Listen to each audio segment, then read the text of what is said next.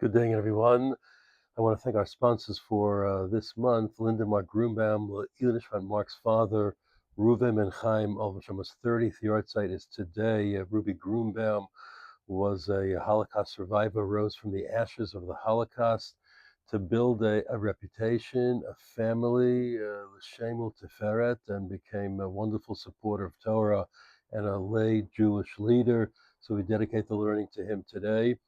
I want to thank also Chayil for sponsoring this month as a schut for the son Binyamin, fighting valiantly with our troops in Lebanon. Hashem to protect all of them, and also Le'ilin Shmat, their beloved son Hillel, Al V'Shem Ben Yaakov Sheyichya, and thank our monthly sponsors Chaya and Joe Schwartz, celebrating the birth of their grandson Gavriel Tzvi Pentiliat, son of Ari and Ariella, now almost a month old. So must have to them. I moved on from Turan HaMusar of Rav Dov Katz on the great personalities of the Musar movement, but I hope I retained some of it, and I'm going to share over the coming weeks some of the amazing stories about Reb Yisrael Salanter. It's divided into different categories, the way he was able to inculcate different ideas about Yahadut, his genius in all aspects of Torah, and especially his virtues, the moral and ethical qualities that he had that were very precise, thought out, deliberative, and shown through in every dimension of his personality. But first, ideas, thoughts, emuna.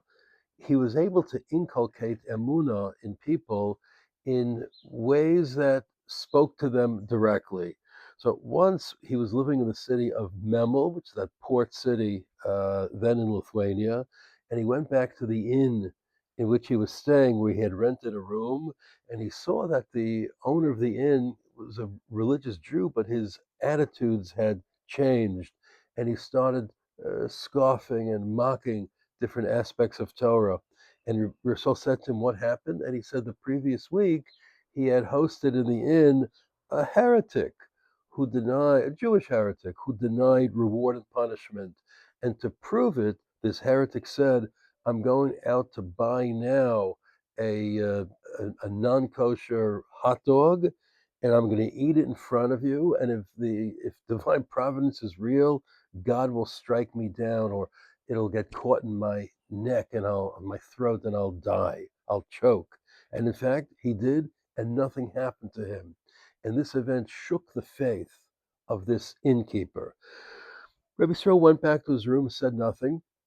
A few minutes later, the man's daughter came back from school, and Rabbi Yisrael heard her say to her father that she received 2 awards for excellence in mathematics and excellence in music. She was a singer. And Rabbi Yisrael said to her, "Come to my room, I want you to sing for me, so I'll be able to judge your talent." And she refused. "I'm not singing for you." And Rabbi Yisrael went to the father and said, "Your daughter's lacking manners. I want to hear her sing." She said she got this award for excellence in music. And the girl explained to the father that I'm not going to sing for every stranger who asks me to sing just because they want to see if I have the talent. The fact that I have this tu'udah, this certificate, verifies, corroborates that I have this talent to show it to everybody. Rabbi Yisrael said to the man, "Now you understand how we respond to the heretic as well." It's the exact same thing. God performed so many miracles and wonders for the Jewish people in Mitzrayim. That's why we're tefillin every day, like the Ramban says at the end of Parshat Bo. God performed miracles through Eliyahu Hanavi, and the people bowed down. And in the time of Mordechai and Esther, and then Hanukkah, and we could say in our day as well, the miracles are all over. So now you're expecting God to change the order of creation just to prove himself to every skeptic. He's already proved himself. That's the Tu'udah. The Tu'udah is the Torah. The Tu'udah is the words of Chazal. That's where Emunah lies. And the man was placated. Rabbi Yisrael was insistent that if a person had perfect faith, God would answer every request that the individual had. And he spoke about this in one of the shuls.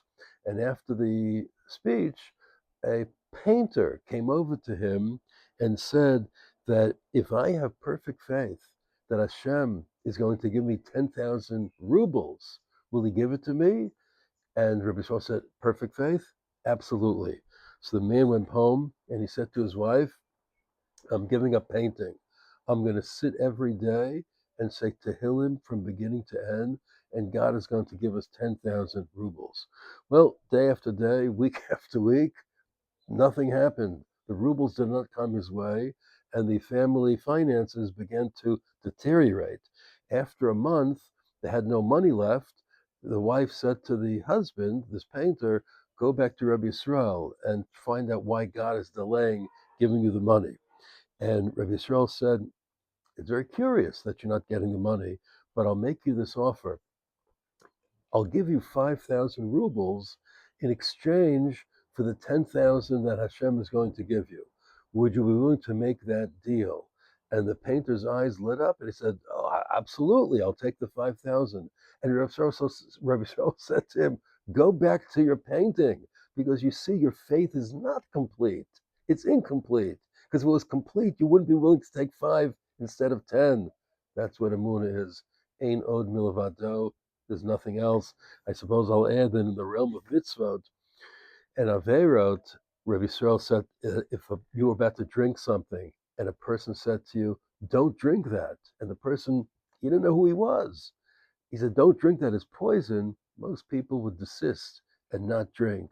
And here Chazal say, don't do this. The Torah says, don't do that. And people are lax. Here we're being warned, we're not listening. Think about it. Why are we more careful with our bodies than with our souls? The Musar of Rabbi Yisrael Salanter. Have a good day.